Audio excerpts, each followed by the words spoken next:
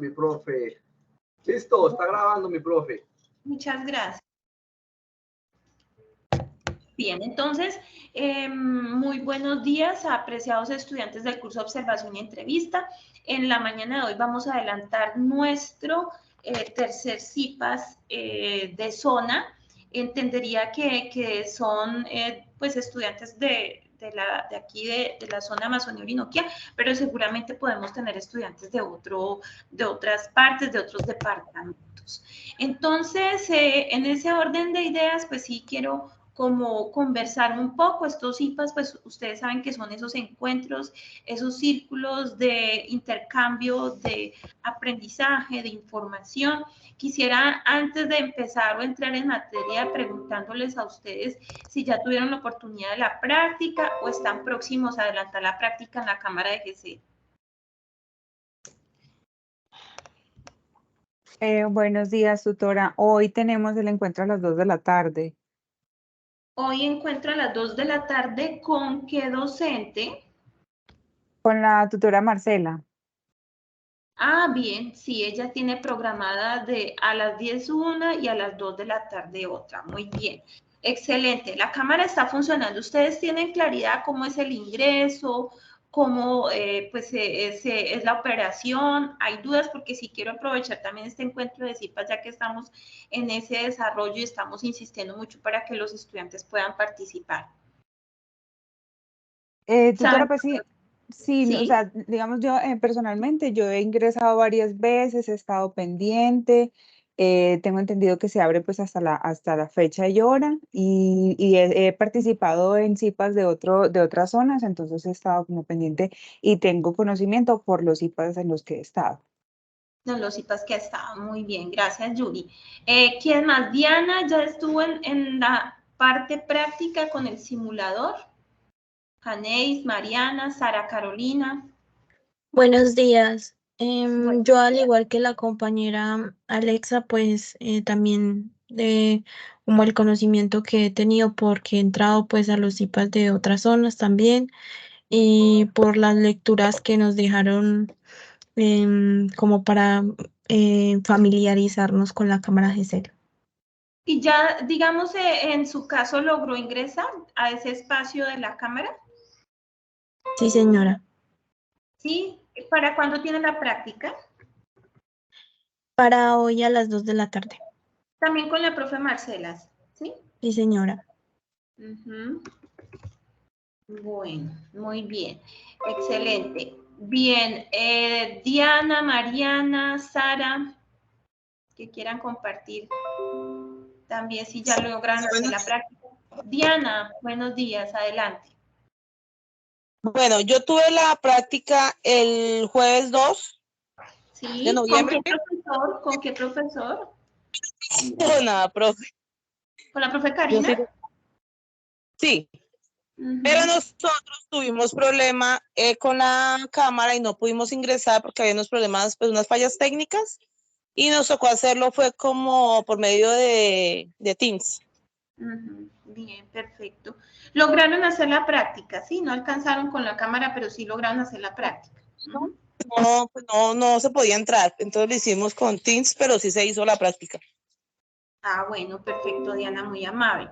Listo, para las que están pendientes, digamos que en el día de hoy a las 2 van a tener el encuentro con la profesora Marcela, pues en este momento están en sesión también. La cámara está funcionando, está activa. Dentro de los requerimientos que nosotros hicimos previamente, y para que les digan ustedes a sus compañeros, es haber hecho el reconocimiento del espacio de la cámara días antes, o sea, si se hace en el mismo día en que se va a hacer el ejercicio de la práctica, muy seguramente no van a ver la sala creada porque el sistema, nosotros subimos una base de datos a ese sistema de simulador con antelación con los correos institucionales de ustedes. ¿Para qué? Para que se logre loguear y se dé el reconocimiento del correo institucional y que el estudiante hizo la exploración y de esa manera pues pueden visibilizar las salas programadas para ustedes. Entonces ese es como un aspecto que yo quería compartir antes de, porque estamos precisamente en pleno desarrollo de la práctica con la cámara DGT. Bueno, otra información que quiero compartir en este encuentro de CIPAS es que, por favor, aquí tenemos 5 estudiantes. Por favor, ingresar al campus por donde ustedes hicieron su registro con el CIPAS y hacer el registro de asistencia. Ese registro de asistencia únicamente se activa cuando estamos ya en el CIPAS, es decir, en este momento. Entonces, yo les pido el favor que entren al espacio del campus, ahí va a aparecer un icono donde se indica la asistencia, o sea, antes de entrar a los cursos en la plataforma, y para que por favor registremos la asistencia, porque si no registramos la asistencia es como si no estuviéramos en este encuentro. Le doy la bienvenida también a Karen Daniela, a Jimena Alexandra CIPAS. Estamos dando las orientaciones de, por favor, ingresar al campus antes de entrar a mis cursos, al campus, ahí aparece por donde ustedes hicieron el registro del CIPAS y hacer el diligenciamiento de la asistencia al presente encuentro. Entonces ya somos 11 personas que estamos en este momento conectadas, ya se han dado distintos avisos, entonces la idea es que podamos adelantar el ejercicio correspondiente. Bueno, entonces me voy a permitir, apreciados estudiantes, pues este es un diálogo que tenemos, me voy a permitir compartir la pantalla. Mi profe Germán, profe. Sí, mi profe, Zuli. Profe, ¿usted me puede dar a mí privilegios para compartir?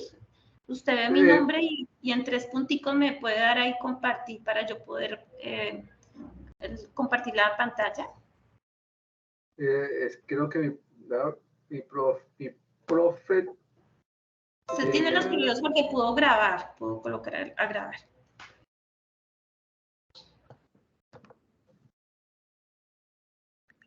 No, mi profe, no me deja acá, aquí no me deja, yo leí los 3 punticos, no me aparece. Sobre mi nombre. Sí, mi profe, sobre tu nombre estoy dando, dice, andar para mí, deshabilitar micrófonos, iniciar participantes, poner en primer plano para todos, ajustar el marco, no aparece nada más, mi profe, es que la profe Marcela fue la que... Mi profe, entonces, ¿será que usted me puede colaborar? Porque es que acá no me da la opción de grabar, de compartir la pantalla. ¿Será que usted le puede decir a la profe que si me da los privilegios para compartir la pantalla? Sí, ya mi profe, ya. Listo, yo con eso voy conversando con los estudiantes. Gracias, profe.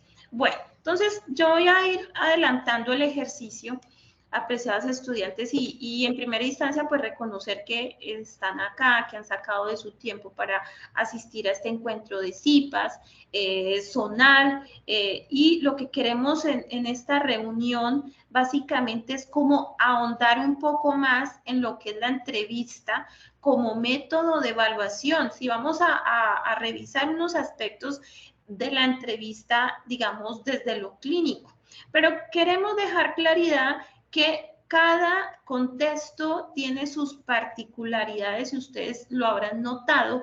¿En qué razón? Porque cada docente ha seleccionado un caso.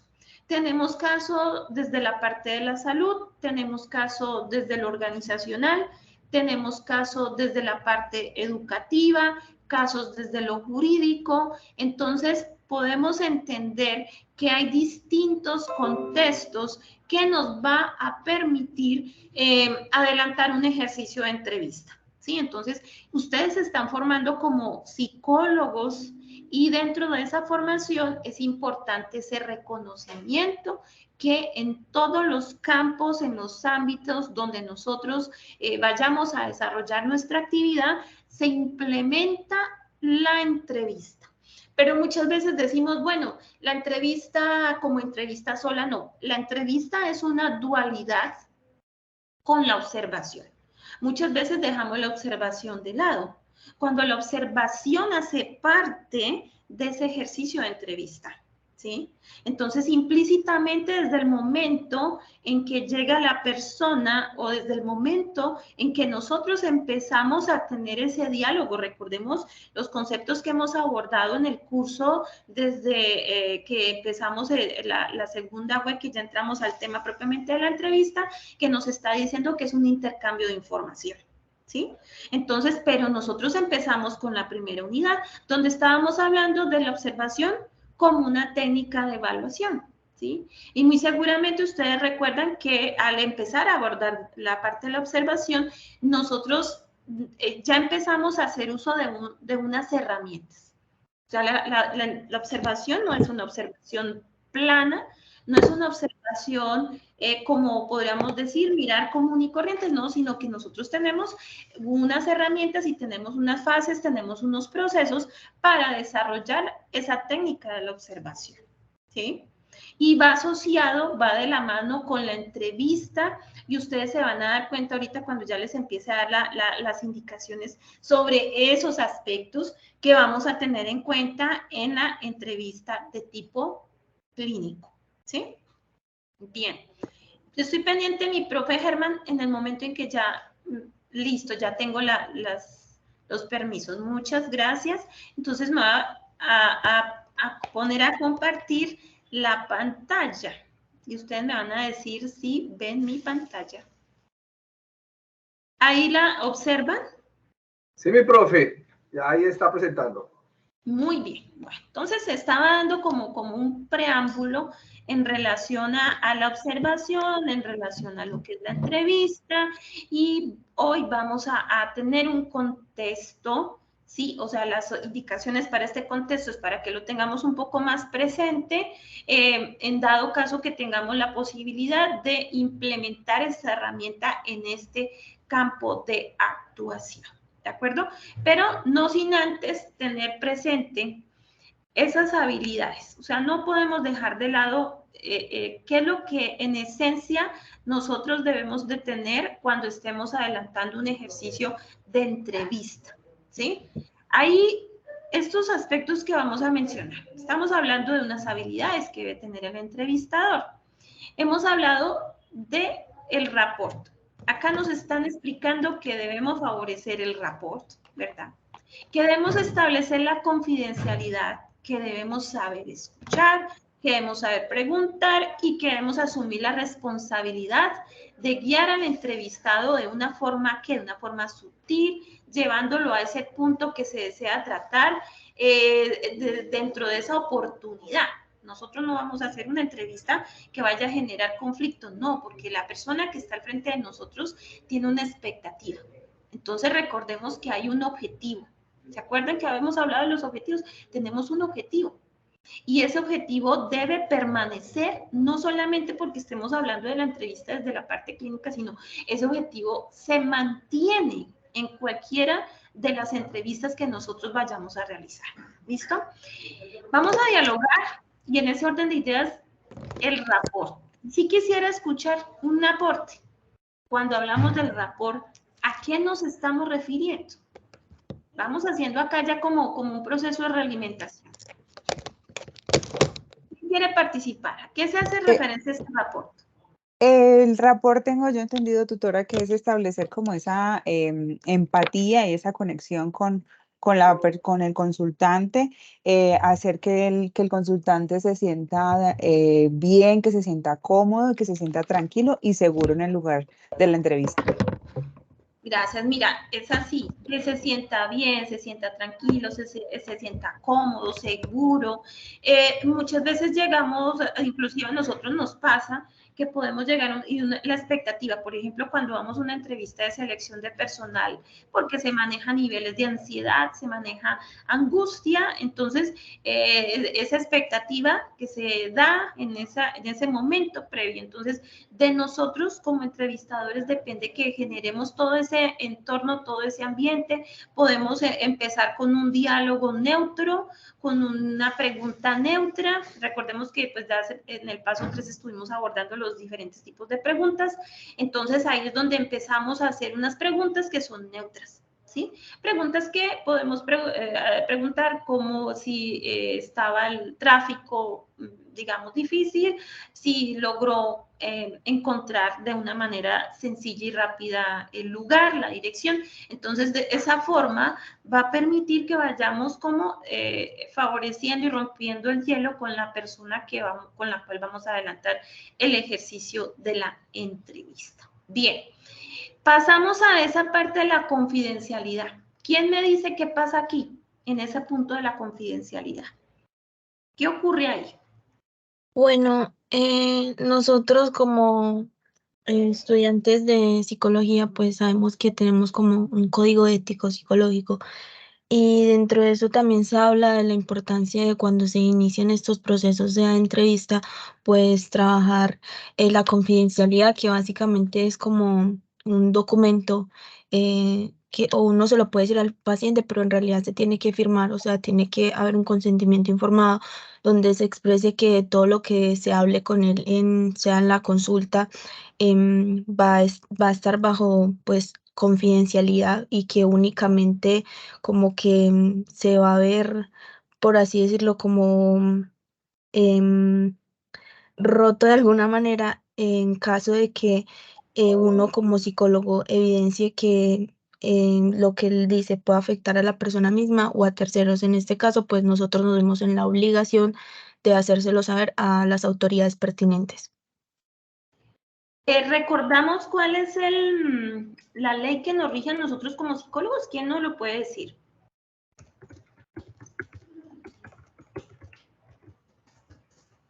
¿Cuál es esa ley? Hablando del código bioético y ontológico, ¿cuál es esa ley?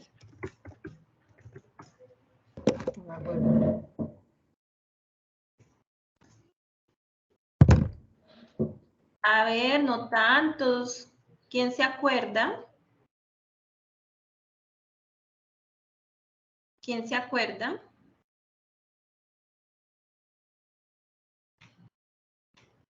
A ver. Profe, ¿nos acordamos cuál es esa ley?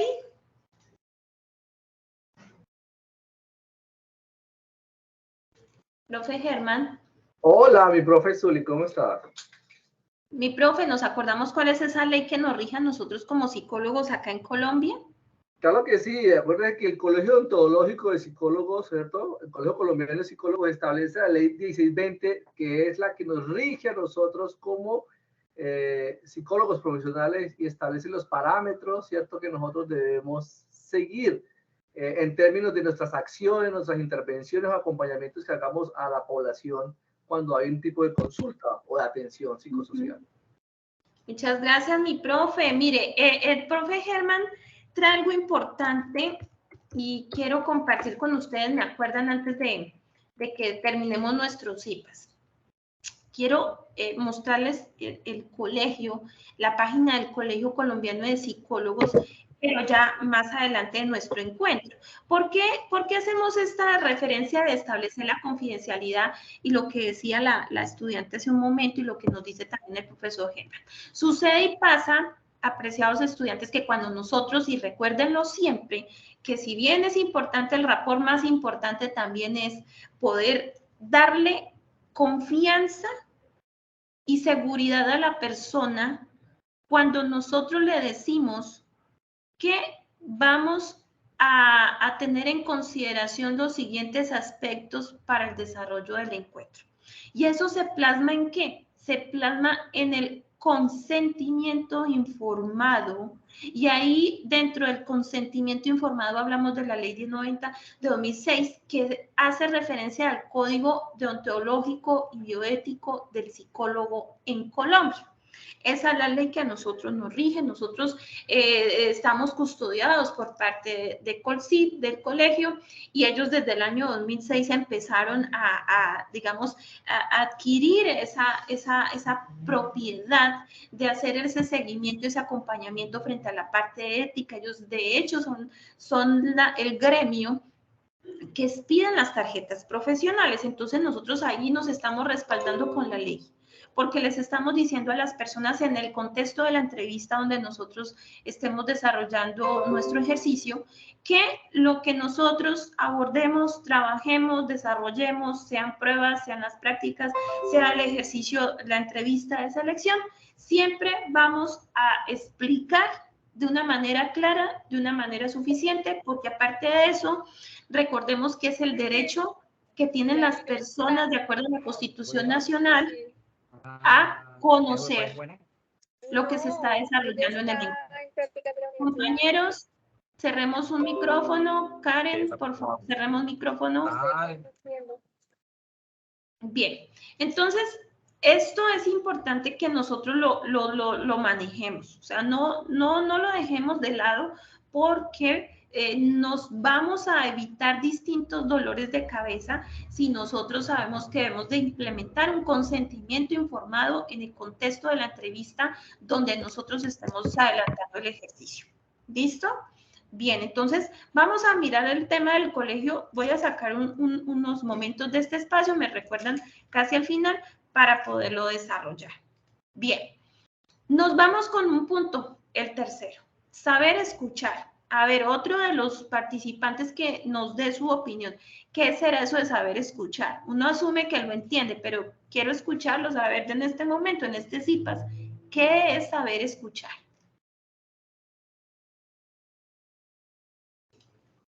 Mi profe Zuli, ahí compartí en el chat la ley 1090 del 2006 para que la tengan ahí los chicos. Muchísimas gracias, mi profe Germán, muy amable para la lectura, casi que obligada. Nosotros no podemos, que porque no, que no conocemos, que nadie nos explicó. No, nosotros, la omisión de la ley no nos exime de las consecuencias que podamos tener cuando seamos profesionales, que porque no lo conocemos. Entonces, importante hacer la lectura. Estudiantes, ¿a qué nos referimos con el punto 3 de saber escuchar? Buenos días, docente. ¿Me escucha bien? Claro que sí, adelante. Yo creo que cuando hablamos del saber escuchar es entender desde el lenguaje verbal y no verbal cuál es el motivo de la consulta, realmente por qué el paciente está acudiendo a mí. Establecer y saber entender cuál es el motivo de la consulta para luego, a partir de eso, poder guiarlo. Muy bien, Janice. ¿Alguien más quiere dar otra opinión? ¿Alguien más del punto 3? Saber escuchar. Mira, esto sí pasa, es una profundización. ¿Sí? Estamos acá haciendo un proceso de transferencia de la información, nos estamos apropiando, miren lo que llevamos y estamos apropiando, porque cuando lleguemos a desarrollar un ejercicio de entrevista, todos estos pasos debemos de implementarlos. Omitir un paso puede generar dificultades. Entonces, por eso, saber escuchar. ¿Alguien más que quiera dar su opinión? Tutora, pues yo siento que en el saber escuchar también es muy fundamental, pues dejar uno, obviamente que la otra persona hable e intentar como comprenderla, preguntar y también como que uno interesarse por lo que la persona nos está platicando, sean sus sentimientos, sus pensamientos, el motivo.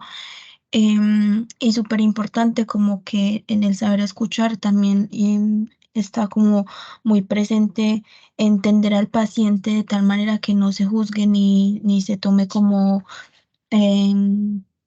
como un juicio hacia lo que él nos cuenta. En el saber escuchar es como que tomarnos el tiempo de escuchar lo que él dice, pero de manera activa, no solamente escuchándolo, sino entendiéndolo. Muy bien, gracias Mariana. Eso fundamental. Mire, lo que decía Yaneis y lo que dice Mariana van de la mano. Uno, tener claro y comprender bien ese motivo de consulta. Y segundo, a lo largo de todo el encuentro, debemos manejar la disciplina de la escucha activa. O sea, nosotros si nos distraemos, va a ser muy difícil, porque vamos a perder el hilo del encuentro, el hilo de la conversación. no vamos a tener la seguridad de cómo orientar a la otra persona o de darles una indicación. ¿Por qué? Porque nos hemos distraído. Imagínense ustedes en una reunión, en un encuentro, no interesa el tipo de entrevista o el contexto, porque la información siempre va a ser importante y nos va a dar las herramientas para poder proceder. Y si nosotros nos distraemos o estamos pensando en algo diferente y no nos concentramos, vamos a caer en una equivocación y quizás no vamos a dar la orientación, indicaciones, pautas más adecuadas en el encuentro. Entonces, por eso ese punto de saber escuchar es definitivo. Siguiente, y este siguiente, que es el saber preguntar, que ustedes vienen del paso 3, donde trabajaron distintos tipos de preguntas, ¿verdad? ¿A qué nos referimos con saber preguntar? Tutora, pienso yo que entendiendo pues primero que todo el motivo de la consulta, saber preguntar o plantear preguntas adecuadas al contexto del consultante. Si un consultante viene a consulta por un problema familiar, un problema con su esposo, preguntarle temas relacionados con eso y con su proceso emocional, no con temas distintos o no sé, temas que no tengan nada que ver con lo que él me está preguntando, me está consultando. Muy bien, Yuri. Miren, todas han hecho aportes que van dando la ruta correcta para el desarrollo de la entrevista. El consentimiento informado, el objetivo de la entrevista, el motivo de la consulta y las preguntas que sean acordes al tema que se está abordando. Efectivamente, nosotros no podemos como entrevistadores irnos a explorar otras dimensiones, otras áreas que no tengan relación con el encuentro. ¿Por qué? Porque no es el objetivo, no es el propósito de la entrevista. No podemos desviar lo que estamos tratando de indagar. Y para eso, por lo general, y ustedes van a comprender acá el sentido y el significado del cuestionario. Nosotros, cuando tenemos en la parte de la psicología clínica, del contexto clínico, por lo general se tiene la oportunidad de conocer previamente la historia de ese consultante, de ese paciente o de esa persona que va a estar en ese encuentro. Es nuestra responsabilidad que hagamos una revisión previa, porque eso nos va a permitir encauzar el objetivo y aparte de eso, formular unas preguntas antes del encuentro, unas preguntas orientadoras que nos permitan indagar lo que debemos indagar. Ahí es donde entramos con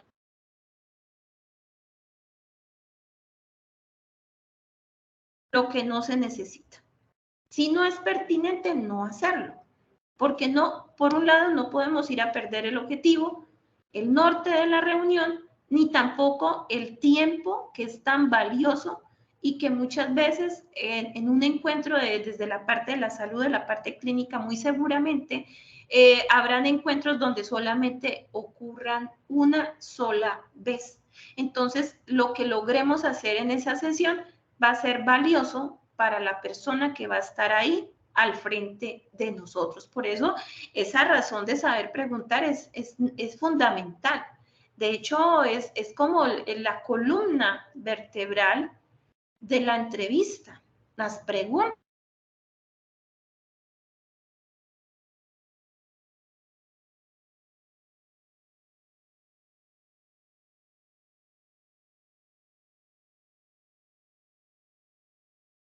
Porque ya tenían un cuestionario preestablecido. Y les cuento, me decían, pero profe, y después de que nosotros ya abordemos todas las preguntas y se termina, ¿ahí qué hacemos?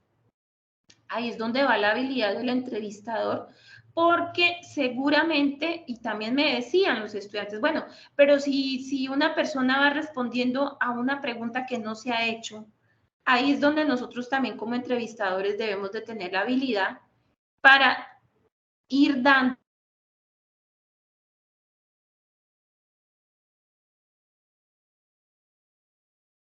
Observemos que nosotros cuando lleguemos a un encuentro de entrevista, una conclusión grande cuando hablamos de saber preguntar es que no es conveniente llegar a improvisar, ¿sí? La improvisación nos puede generar dificultades muy serias porque no vamos a estar concentrados, no tenemos claridad de la información y tampoco el objetivo preciso del por qué va a ser ese encuentro. Muy bien.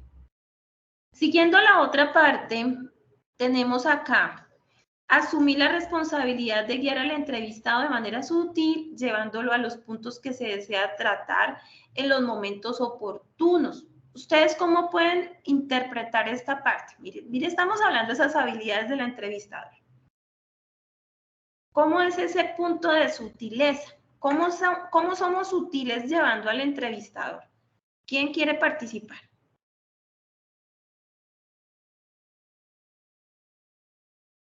Bueno, profesora, desde mi punto de vista, y por favor guíeme, yo tengo establecido que hay una estructura en la terapia. Inicio terapia indicando, primero que todo, intentando saber cuál es el motivo de consulta, vienen las preguntas terapéuticas, y en esas preguntas terapéuticas yo diría que serían preguntas estratégicas, porque uno no hace cualquier tipo de preguntas. Cuando se hace luego de la pregunta estratégica, ahí decido qué tengo que hacer con el paciente. Es decir, le mando una pregunta de reestructuración, le mando como algún tipo de pregunta o algún tipo de argumento que le permita a él ver X tema por el que está viniendo y le permita llevar a una autoconclusión para luego seguirlo guiando hacia, y lo estoy diciendo de manera muy, digamos que muy sutil, y para luego ahí sí guiarlo hacia el final de la consulta, que ya sería como el cierre de consulta, que cada quien lo cierra como quiere, puede ser ya sea con unas tareas terapéuticas, puedo cerrar la consulta, ya sea dejándole algún tipo de preguntas, pero de análisis para que se la lleve y vaya trabajando diariamente. Por favor, ese sería como mi punto de vista. Agradezco, por favor, que usted me pueda complementar. Gracias, Yanis. Sí, claro, efectivamente, esa secuencia es la secuencia que se estaría abordando en el encuentro, y esa sutileza a la cual nosotros nos referimos es el cuidado, ¿no? El cuidado del otro.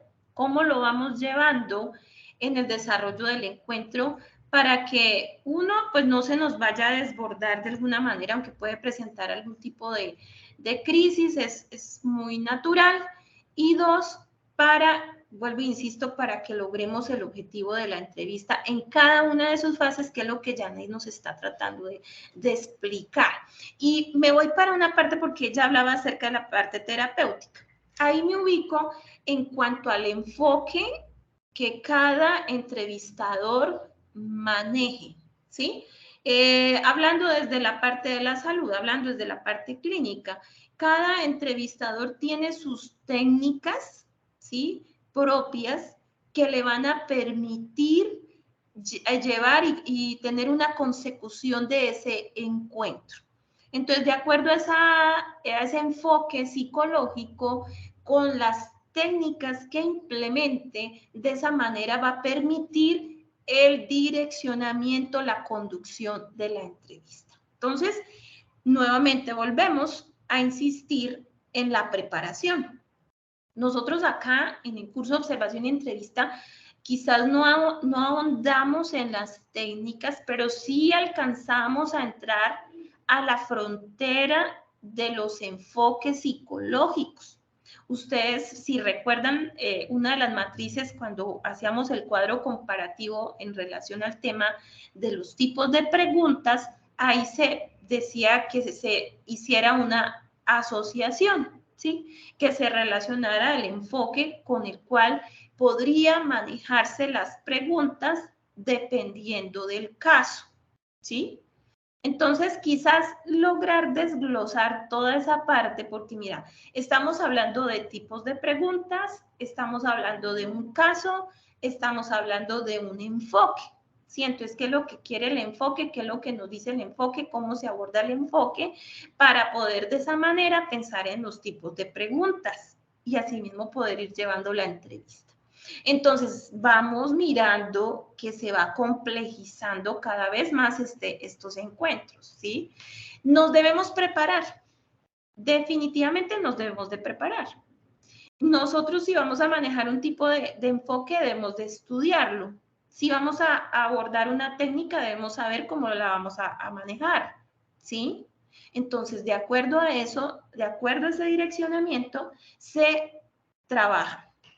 Hace unos días tuve una conversación también con otro psicólogo y entonces hablaba yo acerca del enfoque desde la parte organizacional y me explicaba que en la actualidad es como es tan rápido realmente el desarrollo de las entrevistas, quizás en la parte de selección de personal, de reclutamiento, que quizás no daba la oportunidad para el manejo de los enfoques. Sin embargo, yo hacía la conversación y le explicaba que nosotros como psicólogos, siendo científicos, teniendo en consideración que la psicología es una ciencia que nos cubre, que nos cobija, porque nosotros tenemos un objeto científico que es el ser humano, si es el sujeto que nosotros estudiamos, entonces necesariamente debemos de contar con teorías que respalden lo que nosotros estamos explicando, ¿sí?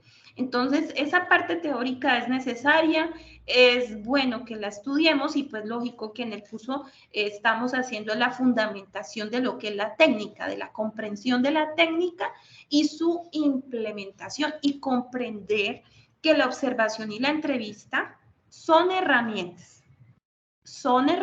de evaluación, ¿listo? Porque recopilamos información.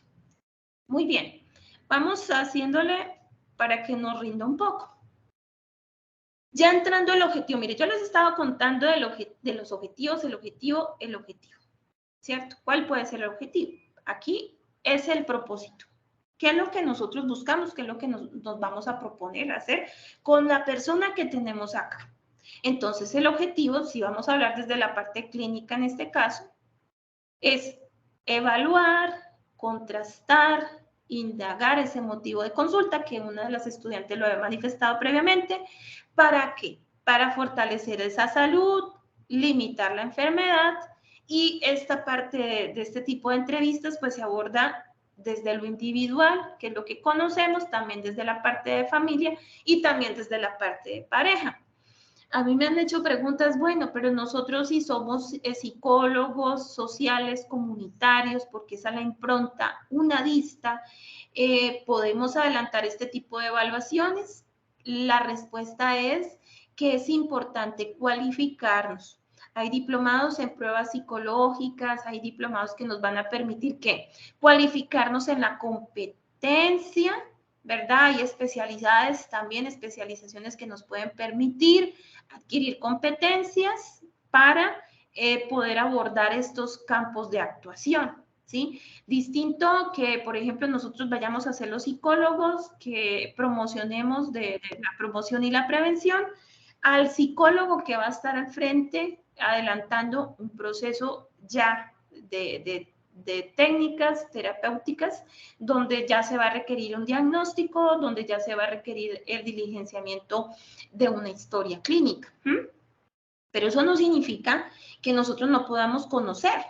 Nosotros podemos conocer. Lo que yo quiero acá hacer es la invitación, una invitación muy respetuosa desde la formación de psicólogos de la UNAD, es que seamos responsables. O sea, acá es un tema de responsabilidad, es un tema ético. ¿A qué me refiero? Que si sabemos que existe una ley, que es la ley 1090-2006, que nos rige el código bioético y deontológico de los psicólogos, que nos está diciendo que nosotros debemos de ser éticos y conscientes frente a las competencias que nosotros tenemos y hemos adquirido en ese orden de ideas para ejercer nuestra profesión. Y aquí aquí lo menciono. Nosotros estamos teniendo una orientación mediante un CIPAS de que hay un tipo de entrevista desde lo clínico que tiene un objetivo, pero no significa que no podamos en algún momento también trabajar en este contexto. El mensaje en este encuentro es que nos debemos cualificar. ¿Bien? Nos cualificamos, adquirimos nuestra competencia y nos vamos a dar cuenta por qué es tan importante para poder posteriormente abordar ese contexto ya desde el rol clínico, ¿sí? Entonces, observemos acá que dentro de este tipo de entrevista tenemos la posibilidad de trabajar lo individual, lo familiar y a nivel de pareja. Bueno, para este tipo de entrevista, nosotros tenemos igual fases.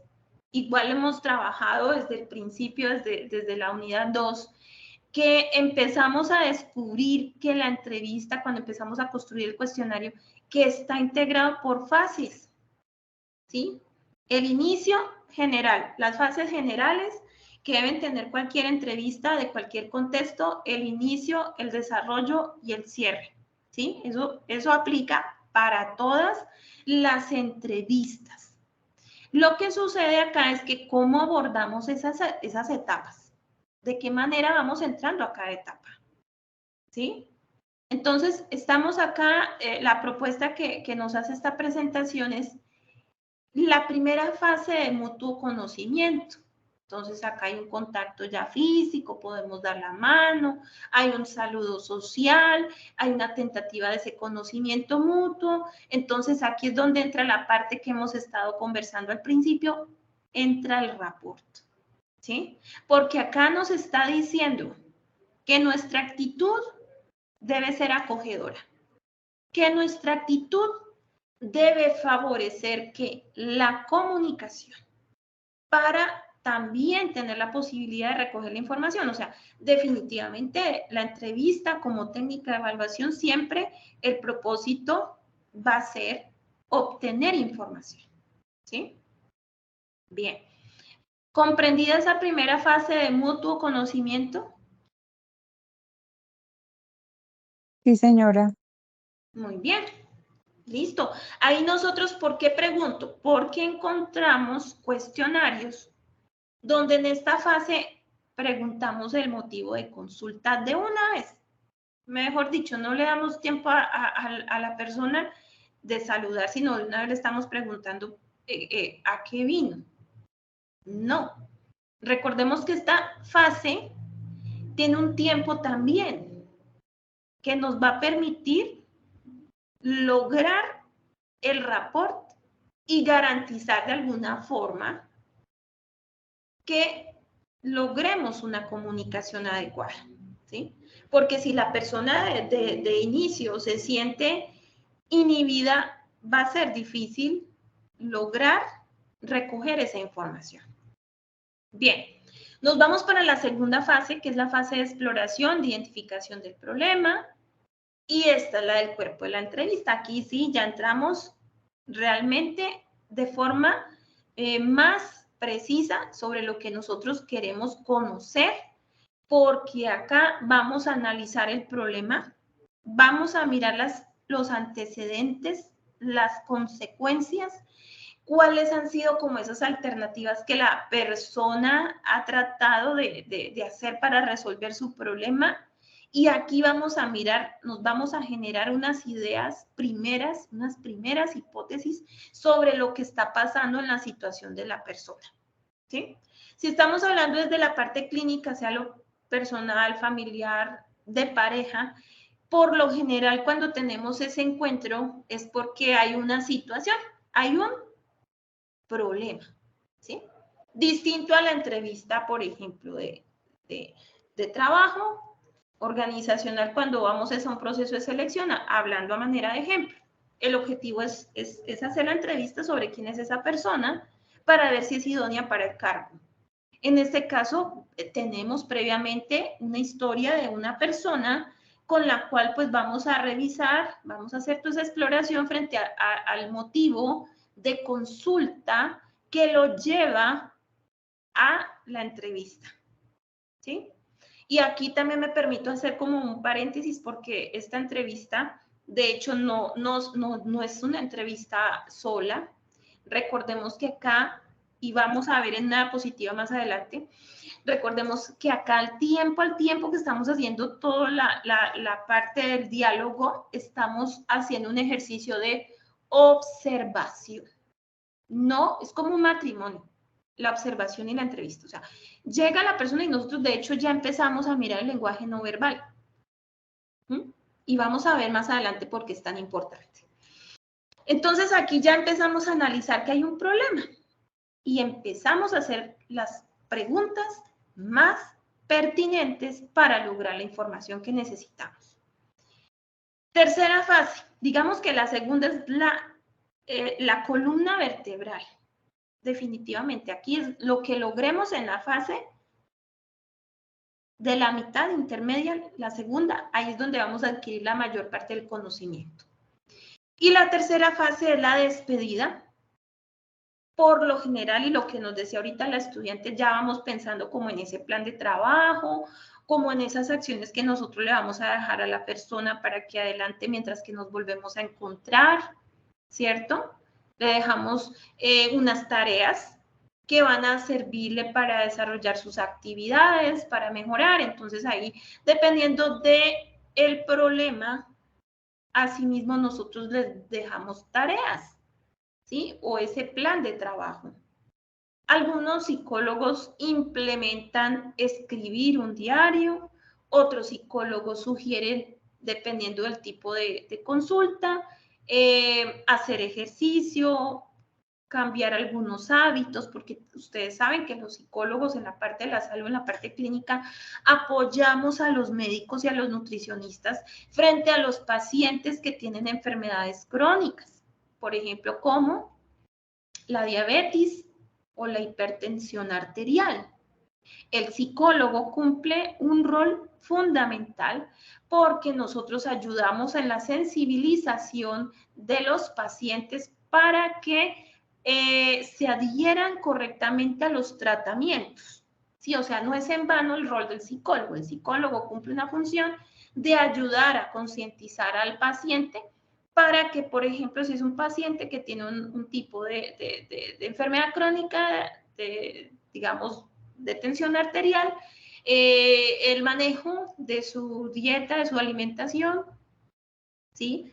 De incentivarlo a que camine de acuerdo a sus condiciones, de hacerle ver que si él pone de su parte, su salud va a mejorar. Y también lograr que la familia se involucre en el tratamiento de ese paciente para que logre recuperar la salud. ¿Sí? Recordemos el objetivo de la entrevista. Mira, por eso es que el objetivo es fortalecer, mira lo que estábamos hablando. El objetivo de la entrevista clínica es fortalecer la salud. Ahí estamos fortaleciendo la salud, o sea, no nos vamos a perder del norte. Estamos fortaleciendo la salud, limitando la enfermedad. Entonces, por eso es que el psicólogo cumple un papel fundamental de orientación, con responsabilidad, ¿sí? Entonces, ahí entramos en ese plan de trabajo. Ahí se puede generar una nueva cita, si seguimos con el ejemplo de las pacientes que tienen enfermedades crónicas. Por lo general, se puede tener nuevamente una cita al mes. ¿Para qué? Lo que pasa es que los pacientes con enfermedades crónicas, pues ellos pueden pertenecer al club de hipertensos y tener controles mensuales. Ya depende cómo esté el paciente frente a su tema de hipertensión, ¿sí? Porque hay pacientes que van a requerir con mayor regularidad estarse controlando la tensión arterial. Hay otros que pueden que estén estables, tengan solamente que adherirse al medicamento, que sean muy juiciosos y que pues cumplan con adelantar el cuidado correspondiente con la toma de medicina para que no tengan ninguna recaída frente al tema de la atención. Entonces, por ejemplo, al al mes, puede que vuelvan a tener cita con el psicólogo para mirar cómo le ha ido con su control frente a la adherencia del tratamiento para la hipertensión. Pero aquí también entra otro punto y volví y sigo y soy insistente, ¿no? Cómo la familia participa en apoyar al paciente. Muchas veces los pacientes están solos o quizás no quieren involucrar a los otros miembros de la familia. Entonces nosotros como psicólogos en la entrevista dentro del tema del problema podemos tener una hipótesis hasta dónde la familia se está involucrando o no y está ayudando a ese paciente para que pueda tener una vida saludable. ¿Sí? ¿Cómo vamos? ¿Cómo vamos hasta ahí? Muy bien, tutora. Bueno, y nos vamos con la última parte, despedida física, no cortar groseramente como que rápido, como que ya se terminó el encuentro y terminamos, no, vamos, como decía la otra estudiante, vamos suave, poco a poco, faltando al menos 10 minutos, vamos dando un cierre, ¿sí? Entonces vamos diciéndole al paciente, bueno, de acuerdo a lo que hemos estado revisando, le programo una siguiente cita para dentro de tantos días porque vamos a verificar que efectivamente usted ha estado cumpliendo con o se ha logrado las tareas que vamos a dejar en el día de hoy, entonces para que nos volvamos a encontrar y podamos ver cómo le ha ido en su evolución. Entonces vamos poco a poco cerrando. Lo otro es que cuando estemos en esa fase intermedia, muy seguramente puede salir muchas digamos, situaciones. Entonces, lo ideal es que encaucemos al paciente, sepámoslo llevar, tomemos nota, pero no nos quedemos todo el tiempo tomando nota, no porque el paciente se puede sentir que no le estamos prestando atención, pero de una manera discreta. Lo otro es que cuando terminemos, y eso sí se recomienda, que terminemos ya, que nos despidamos del paciente, tengamos nuestras notas, si tenemos el equipo, por ejemplo, donde está la historia clínica en línea abierta, entonces efectivamente vamos a hacer nuestro registro respectivo, lo puntual. Si vamos a colocar lo puntual de lo que hicimos con el encuentro y nosotros vamos a tener nuestras notas acá. ¿Bien? ¿Por qué? Porque definitivamente hay muchas cosas que pues estamos prestando atención, pero es necesario que lo dejemos también aquí para cuando volvamos a tener, poder hacer lectura de esas anotaciones y poder retomar en el siguiente encuentro, ¿sí? Digamos que esta entrevista es la primera, la que estamos trabajando es la primera, ¿verdad? No significa que en las siguientes no volvamos a implementar el ejercicio. De hecho, sí, pero ya teniendo información previa que nos va a permitir organizarnos y poder desarrollar ese plan de trabajo de acuerdo a lo que se pueda establecer. Por eso yo les decía, muchas veces uno en la parte de la salud, en la parte clínica, solamente tiene un solo encuentro con una persona y puede que esa persona no vuelva. Entonces, lo que hagamos ahí en ese encuentro va a ser muy importante para la persona y lo que le alcancemos a dejar para su vida, porque eso pasa. La persona simplemente va porque le piden de que pasen del psicólogo, que es un requisito, y después ya no vuelve. O puede que vuelva, pero pasa mucho tiempo, ¿sí? Entonces, y no se tiene como esa regularidad del acompañamiento. Bien. Vamos bien, comprendido hasta ahí. Mi profe Germán, no sé si usted quiere aportar algo a este punto de lo que llevamos. Hola, mi profe Zuli, no, mi profe, todo va muy bien elaborado. Tutora, Bueno, yo tengo una pregunta, Sí, discúlpeme. señora. Pues es respecto a una posible entrevista ya en el ejercicio del psicólogo pues, profesional. Y mi duda es, o mi pregunta es, ¿qué hacer cuando se presenta una situación en consulta con un paciente para abordarlo de manera profesional cuando éste presenta una reacción emocional demasiado excesiva, es decir, ira, golpes, gritos o llanto? ¿Cómo se aborda de manera emocional, profesional, perdón, a un paciente que presenta esas emociones demasiado pues fuertes. Bueno, ahí hay un aspecto importante y lo hablo por una compañera que ella trabaja en el ámbito clínico. Cerramos micrófono, porfa. Bien, lo hablo por una compañera que... Ahí siguen viendo mi pantalla, ¿cierto? ¿Sí? Sí, señora. La presentación, ¿verdad? Bien. Bueno, lo hablo por una compañera que ya tuvo un caso similar al que me están haciendo la pregunta.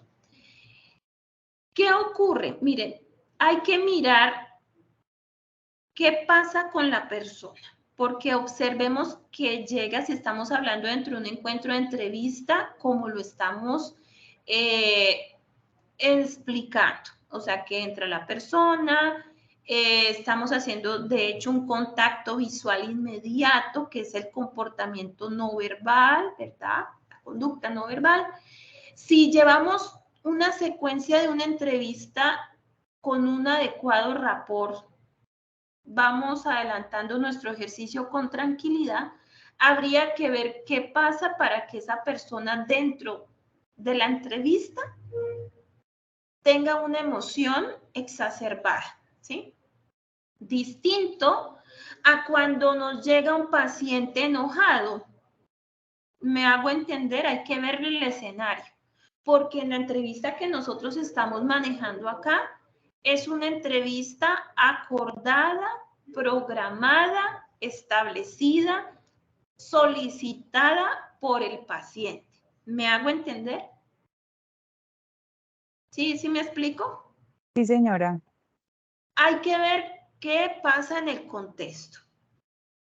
Pero si es el hecho de manejar a la persona que está emocionalmente inestable y de manera terapéutica, el profesional de la psicología lógicamente no se va a enganchar con el paciente. Uno lo invita a que se retire, tengan presente esto.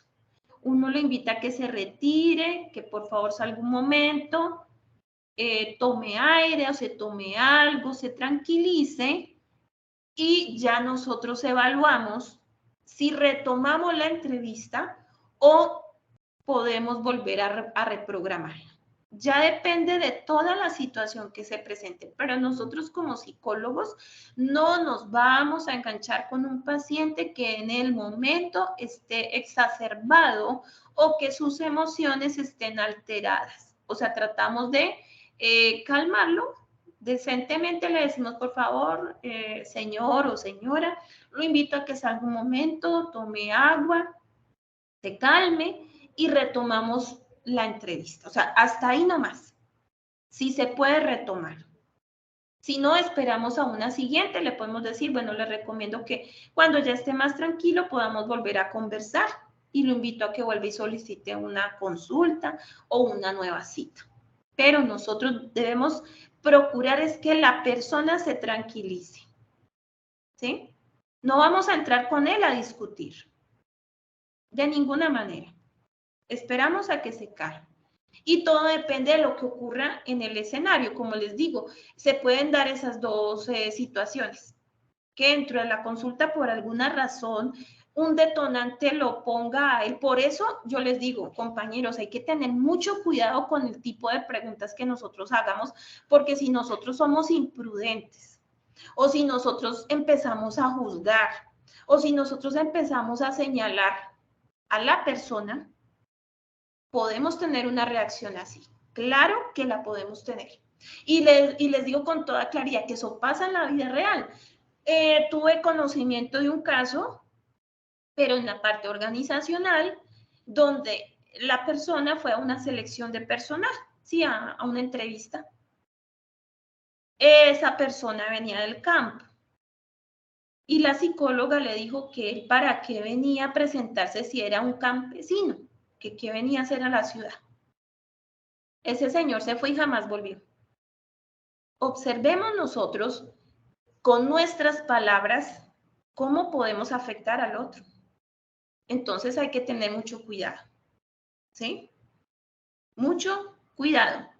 Si ya el escenario es que la persona está irascible, está desesperada, bueno, ya miramos si estamos en el ámbito clínico, dependiendo de la situación, si la persona no se logra tranquilizar o calmar, ya nosotros también podemos buscar apoyo interdisciplinario con los médicos, con las otras personas del área de la salud para que nos colaboren. Pero lo último que yo les puedo decir es que nosotros vayamos a enfrentarnos con un paciente que esté en una condición o en un estado emocional alterado, porque él no nos va a escuchar, él no nos va a prestar atención, no nos va a entender, ¿sí? Y de nosotros depende darle el manejo más adecuado. ¿Vamos bien hasta ahí? Perfecto, doctora, muchas gracias por la aclaración.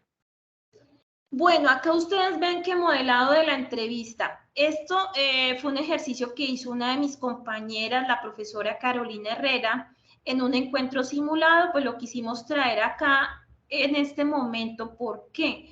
La invitación es que ustedes puedan participar en los encuentros de la Cámara o por Teams, como lo esté organizando sus docentes, porque uno cuando hace el ejercicio de modelado es que recordemos que es el modelo. ¿Sí? Entonces, si yo veo un modelo de cómo se hace una entrevista, pues yo voy a tener herramientas para poderlo hacer igual o mejor. ¿Sí? Entonces, por eso quisimos traer acá el modelado, la invitación de que participemos, de que nos demos la oportunidad de aprender. Muy bien. Seguimos. En cuanto a las fases, bueno, esto sí lo voy a hacer un poquito más rápido. En cuanto a las fases, pues yo les decía, la primera fase es breve, de 5 a 7 minutos. Nosotros pues estamos implementando el rapport, nos presentamos, preguntamos sobre esas situaciones neutras que yo les decía, que el clima, que el tráfico, etcétera. El objetivo de la entrevista, aquí cuál va a ser el propósito, eso sí que no se nos olvide. Bien. Aquí, como estamos haciendo una revisión general de lo que puede ser una entrevista desde la parte de salud o clínica, pues nosotros hay formatos, o sea, dependiendo de donde nosotros nos encontremos, si estamos en una EPS, si estamos en un hospital, en un puesto de salud, pues dependiendo, hoy en día, por lo general, ya todo esto se maneja de forma sistematizada.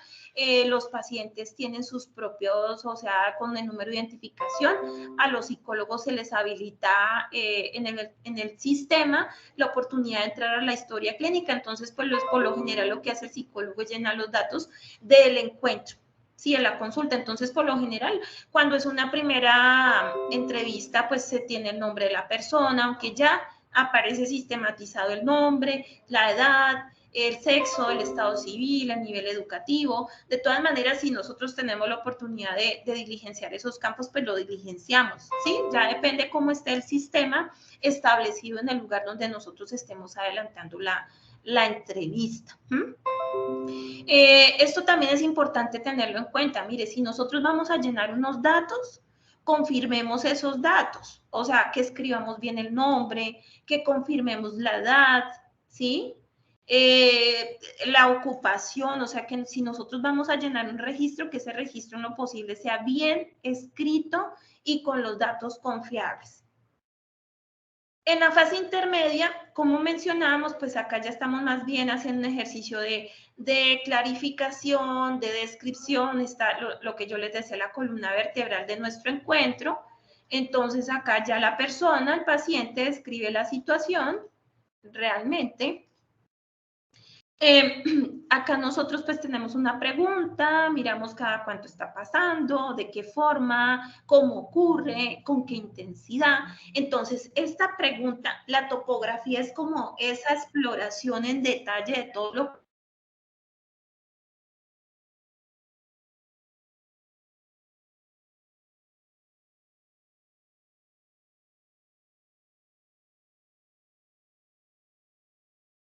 pasos que nosotros decíamos que era lo que íbamos a observar, que íbamos a observar la frecuencia con que se presentaba el comportamiento, cada cuánto ocurría, de qué manera. Entonces, aquí volvemos a retomar cómo la observación va de la mano y aquí la entrevista, dependiendo de las preguntas que nosotros vayamos a hacer, porque pues necesitamos tener esa radiografía del problema.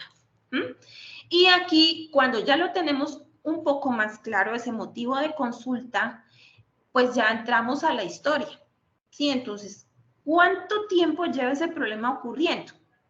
¿Hace cuánto? ¿Qué personas tienen que ver? ¿Sí? ¿Quiénes están involucrados en ese tema? ¿De qué forma? ¿Sí? ¿Qué es lo que pasó de especial cuando está la persona narrando su situación? Que si hay antecedentes al respecto. Miren ustedes, ya estamos en la profundidad del problema y aquí es donde se pone en práctica esas preguntas que hemos estado aprendiendo, ¿sí? Las preguntas, la tipología de preguntas no es en vano, apreciados estudiantes.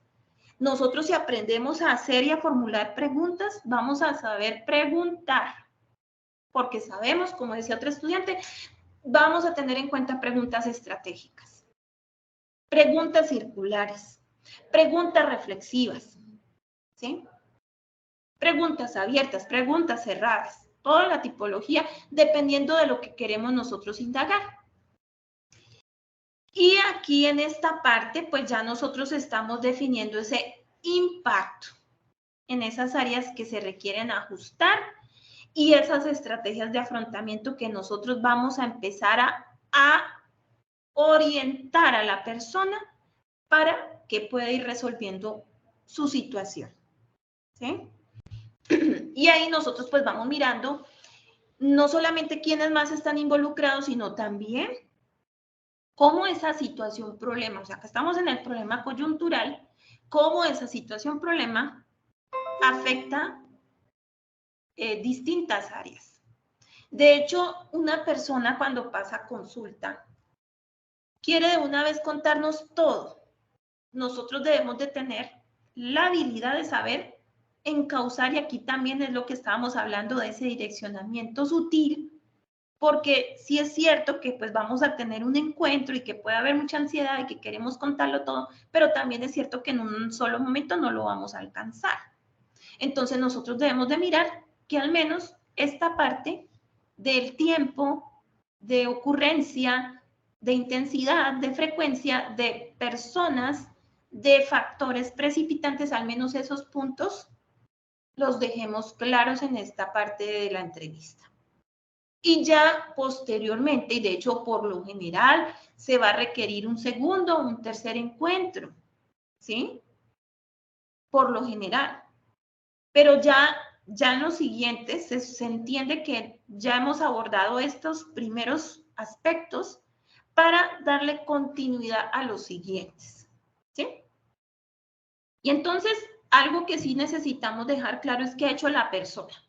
O sea, al menos qué ha pensado o cómo ha manejado su situación. ¿Mm?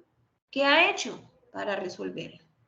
Y si le ha funcionado o no, o si esas decisiones han agravado el problema. Bien.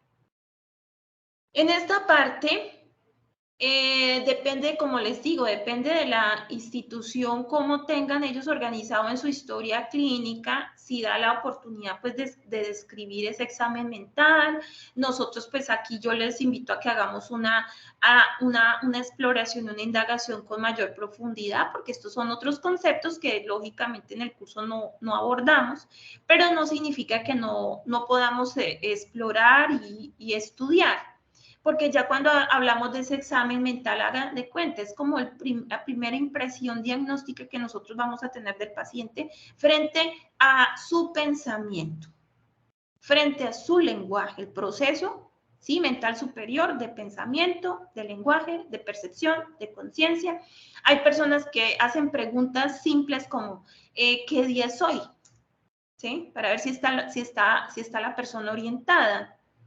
¿Sí? Uno le puede decir en su narrativa, si tiene una secuencia lógica, cómo es su lenguaje, si el lenguaje es muy sencillo o es un lenguaje florido, ¿sí? O simplemente se limita a responder lo que le está uno preguntando, pero no ahonda más.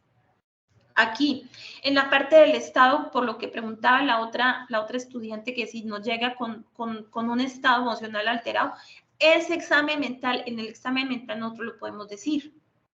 Llega paciente que llega en estado alterado y hacemos la descripción, ¿sí? Entonces, ahí también podemos hacer nuestra descripción.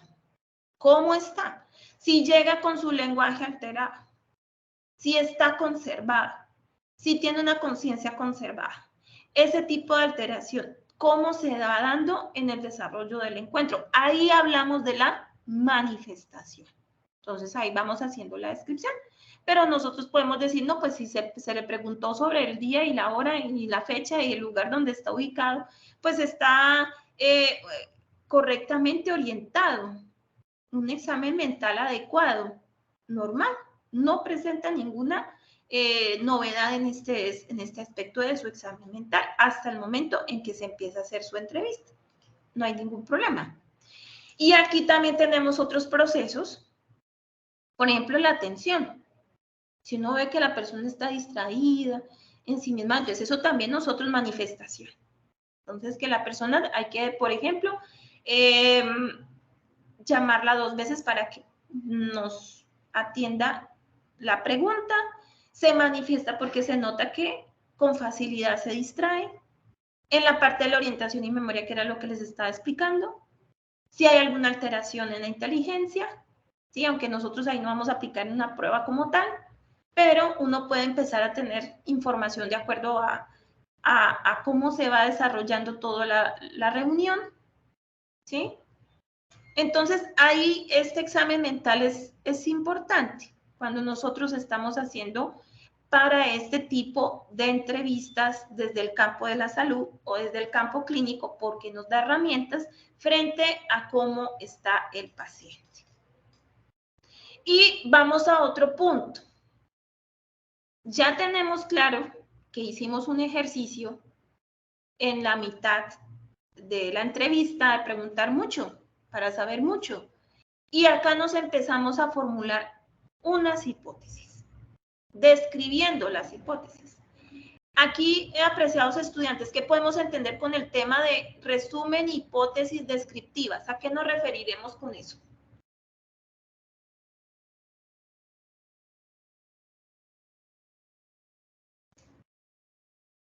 ¿Qué será eso de resumen, hipótesis descriptivas? Hola. ¿Están ahí? Si están con nosotros, si están por ahí. ¿Alguien está ahí? Tenemos 18 estudiantes en sala. Cuéntenos a ver. Mi profe Germán, ¿podemos tomar un pantallazo? Porfa, lo compartimos ahí en la red. Gracias. Gracias. Vale, profe. Compañeros, ¿qué será eso de resumen, hipótesis descriptivas? Ya les he estado hablando harto, ahora yo quiero escucharlos. ¿A qué nos referiremos? Tutora, pienso yo que pues se da a la final de la entrevista y es donde se hace como la retroalimentación. También se hace un posible hipótesis, pues no determinante, donde se describa esas o lo hallado pues en la entrevista y también nos da como un hilo conductor hacia dónde puede continuar las siguientes sesiones y en qué podremos manejarlo. Correcto, mira, las hipótesis realmente son como esas formulaciones que hacemos y que nos permiten explicar lo que pasa, ¿sí? O sea, formulamos una descripción sobre lo que está sucediendo con esa problemática. Entonces, podemos escribir 1, 2 o hasta 6 posibles situaciones que pueden estar desencadenando el problema.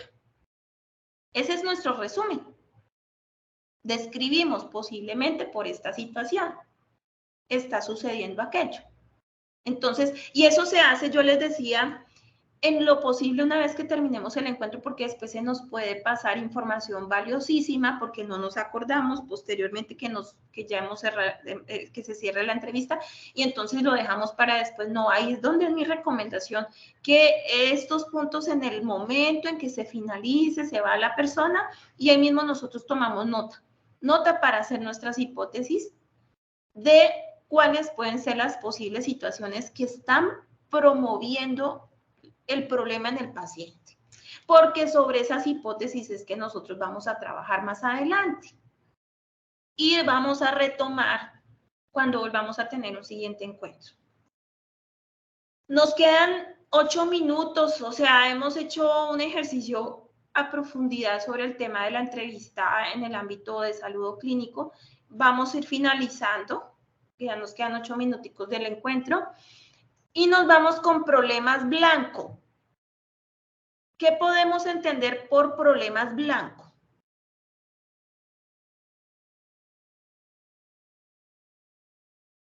¿Qué se les ocurre?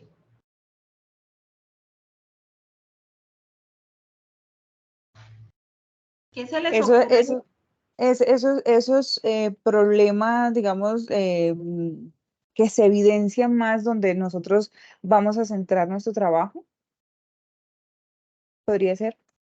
Sí, digamos que es a lo que lo apuntamos, ¿cierto? A lo que logramos identificar. Tenemos unas hipótesis y acá nos están diciendo algo. Ya tenemos unos problemas dichos por la persona, ¿sí?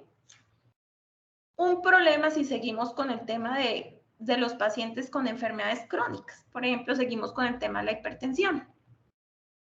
Un problema blanco es que la paciente en el mes ya la han hospitalizado 2 veces. Un problema blanco, y por eso la mandan o la direccionan con psicología por el tema en que ha sido reincidente la persona, la paciente hipertensa, de que llegue al punto de tener que ser hospitalizada, ¿sí? Un problema blanco. Entonces, una hipótesis preliminar, una hipótesis, ahí ya les planteé el problema. ¿Qué hipótesis podemos nosotros indicar frente a ese problema blanco? El problema blanco es que ha sido la paciente reincidente y en un mes ha tenido que irse hospitalizada por su problema de hipertensión. ¿Cuál puede ser una hipótesis? Compañeros, 1 o 2 hipótesis. Doctora, ¿podría ser alguna alteración o algo que le está afectando en su entorno? ¿Cómo qué? Como problemas familiares o preocupaciones, que digamos es una persona hipertensa y pues en el tema pues de su alimentación puede ser que esa persona no se está cuidando adecuadamente y más los problemas que está teniendo dentro de su entorno, eso hace que su tensión se eleve más, pues eso pasa normalmente con los pacientes hipertensivos. Todos esos problemas y todas esas emociones que han sido alteradas tienden a subir la tensión. Entonces, se puede generar como una hipótesis que puede estar presentando algún problema o alguna dificultad o está pasando por un momento difícil en ese momento y por eso ha tenido que ir, pues pienso yo, ¿no? No sé, tutora. Bien. Gracias. Otra hipótesis. Mira, ella nos dice problemas familiares y de alimentación. Otra hipótesis para este caso que estamos conversando. Que tiene dificultades de autocuidado y por lo cual pues la está llevando a incidir, pues que tenga que asistir a urgencias o al hospital las 2 veces al mes. Ahí estamos teniendo ya 2 hipótesis. Una, problemas familiares y alimentación, y otra hipótesis es el tema del autocuidado. Muy bien, ahí tenemos esas hipótesis, son interesantes y las podemos resumir en que la persona, el paciente, nos está cuidando. Como sea, nos está cuidando. Como sea, no le están ayudando. Con quien viva tampoco le están colaborando. Y en la vida real eso pasa cuando un paciente hipertenso es un paciente recurrente en la sala, en urgencias, y luego lo hospitalizan porque es que ellos los tienen que hospitalizar para que les logren estabilizar la tensión arterial. Entonces, uno ve y observa que muchas veces es porque no tienen juicio con la alimentación. Se ponen a comer mucha sal, grasita, y no toman casi agüita. no, o también no se están tomando la medicina. Y cuando no se toman la medicina, definitivamente la tensión se les va a disparar. Por otro lado también, que pues la familia pues no le ven, la ven normal o lo ven normal y pues no le ponen mucho cuidado, puede pasar. Esas también son hipótesis. Por ejemplo, ¿qué pregunta yo podría hacer? ¿Qué pregunta puedo hacer, digamos, frente a las dos hipótesis que ustedes plantean para comprobar lo que estamos diciendo? ¿Cómo se está cuidando? ¿Cómo se cuida diariamente? ¿O cuál podría ser su rutina de cuidado para evitar estos problemas de salud? Mejor así, la rutina. Sí, o sea, uno le puede decir al paciente, por favor, usted es tan amable, me puede escribir qué hace usted en el día, cuál es su rutina. Digamos que no le digamos que cuidado, pero sí la rutina. ¿Qué hace desde a qué hora se levanta? Si desayuna o no, con quién, o sea, como que nos cuente cuál es su día, ¿cierto? Esa puede ser una pregunta. Otra pregunta.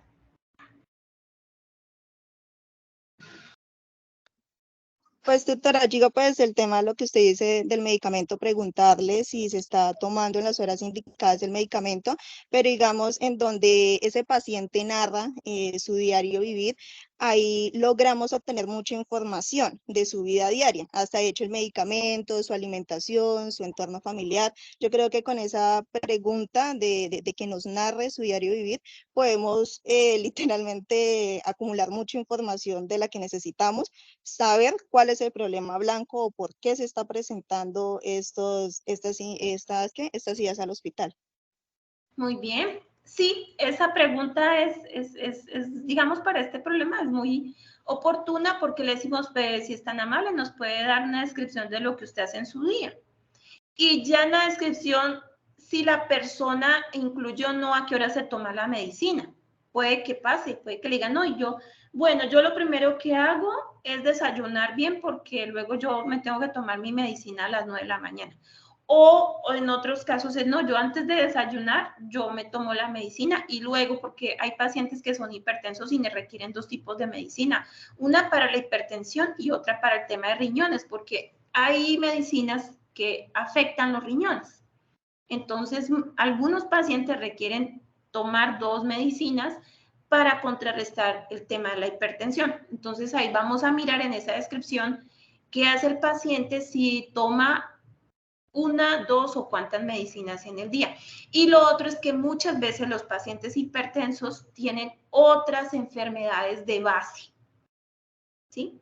Como sobrepeso, ¿sí? Inclusive gastritis. Entonces, también es necesario que tengamos claro si este paciente solo maneja la hipertensión o si este paciente adicional de la hipertensión tiene otras situaciones de salud que también implica que tome medicinas. ¿Sí ven cómo se va complejizando esto? De acuerdo a esa pregunta importante, vamos a ver unos resultados. Entonces, que logremos identificar que no tiene orden, a manera de ejemplo, que no tiene orden para tomar su medicina. Entonces, si no se toma su medicina, no hay una adherencia adecuada al tratamiento y lógicamente que la hipertensión va a estar descontrolada y con total riesgo de que ella vuelva o él vuelva al hospital. Otra hipótesis puede ser que, digamos, una persona que tenga un trabajo supremamente estresante, de mucha tensión, por ejemplo, una persona que trabaje de cajero, en fin, que tenga que manejar personal o clientes o atención al usuario, que tenga de verdad un trabajo bastante estresante. Entonces, eso, ustedes saben que las personas que tienen situaciones de hipertensión son personas pues muy vulnerables a la parte emocional. Entonces puede que tengan una descompensación, ¿sí? Entonces ahí uno va viendo también unos resultados frente a la situación de ese problema blanco. Bueno, apreciados estudiantes, creo que hemos logrado abordar muchas cosas. Bueno, acá podemos colocar el resumen. Y acá al cierre, pues recordemos que vamos a hacer un parafraseo, hacemos un resumen de lo que se observó, de lo que se encontró, le decimos a ellos, bueno, lo que sigue es lo siguiente, la frecuencia de los encuentros, y pues podemos tener acá una identificación de cuál puede ser esas expectativas que pueda tener el consultante para un siguiente encuentro. Bueno, aquí ya son otros aspectos pues que están asociados también con, yo les decía a ustedes, con esa parte del lenguaje no verbal, la parte de la corporalidad. Esto es importante también que lo revisemos, no solamente el examen mental desde los procesos psicológicos básicos de las personas o de esos procesos psicológicos superiores que nosotros estuvimos mirando hace un momento, sino también de aspectos físicos, cómo llega la persona vestida, de su higiene corporal, de su postura, si la persona se relaja o si la persona está alerta, de esa mirada, de esa expresión. Ahí también nos permite observar la parte, lo que les decía, de la atención de la memoria, de esas actitudes, si lo notan ustedes muy preocupado, muy nervioso, angustiado, o es muy exagerado o no, o si es un paciente indiferente que simplemente va porque es un requisito, de su comportamiento como tal, si es una persona tímida, si es agresiva, que era lo que estábamos conversando también, entonces, o si es una persona que se la pasa de chiste, ¿sí? Que no toma en serio, digamos, el encuentro, porque eso nos puede estar dando también una mirada de lo que puede estar pasando con ese paciente. Bueno, apreciados estudiantes, ha sido creo que un encuentro muy enriquecedor. No sé, mi profe Germán, si quiere ahondar o complementar algo más ya para ir dando el cierre de nuestro CIPAS zonal. No, mi profe Zuli, creo que tú has presentado claramente los elementos a trabajar. Una invitación a los estudiantes, ya es siempre tener en cuenta que cuando uno hace una entrevista, cualquier tipo de entrevista, siempre el protagonista es el entrevistado, no perder de vista eso, el protagonista es el entrevistado y siempre el respeto, ¿no? Por el entrevistado, esa parte es fundamental en cualquier tipo de entrevista, ¿no? No perder de vista eso, porque a veces podemos creer que nosotros somos los importantes en la entrevista y resulta de que no lo somos, el que llega a nosotros por alguna situación que está pasando. Mira que Luisa pregunta el formulario de asistencia. Luisa, mira, como este es un CIPAS, por favor, apreciados estudiantes, entren al espacio donde ustedes hicieron la inscripción al CIPAS, ahí se activa una cajetica que dice asistencia. Porfa, diligencien la asistencia ahí o marquen la asistencia para que nos quede a nosotros el registro de que ustedes participaron. Es en el mismo espacio de, antes de entrar a mis cursos, en el espacio donde ustedes hicieron el registro para el CIPAS del día de hoy, ¿sí? Entonces ahí les va automáticamente el sistema, habilita una cajetica de la asistencia para que por favor la marquen, la señalen, la diligencien y con eso nos queda la asistencia como registro de que participaron en el encuentro. Bueno, muchísimas gracias. Ya nos despedimos. Esperamos en otra oportunidad volvernos a encontrar y los que estén pendientes por asistir al encuentro simulado, por favor, ubiquen a sus docentes de apoyo para que ellos les orienten cuándo va a ser esos encuentros y también para un encuentro de gran grupo que van a hacer ellos también en Teams para aquellos estudiantes pues, que no lograron asistir directamente a la cámara de GC. Entonces les deseo un feliz día, muchas gracias por estar aquí, por haber participado, por interesarse, por aprender y estaremos conversando en otra ocasión. Les deseamos un feliz día, muchísimas gracias. Muchas gracias, doctora Zuli. Gracias, feliz día, hasta pronto. Gracias, mi profe Germán, por la compañía.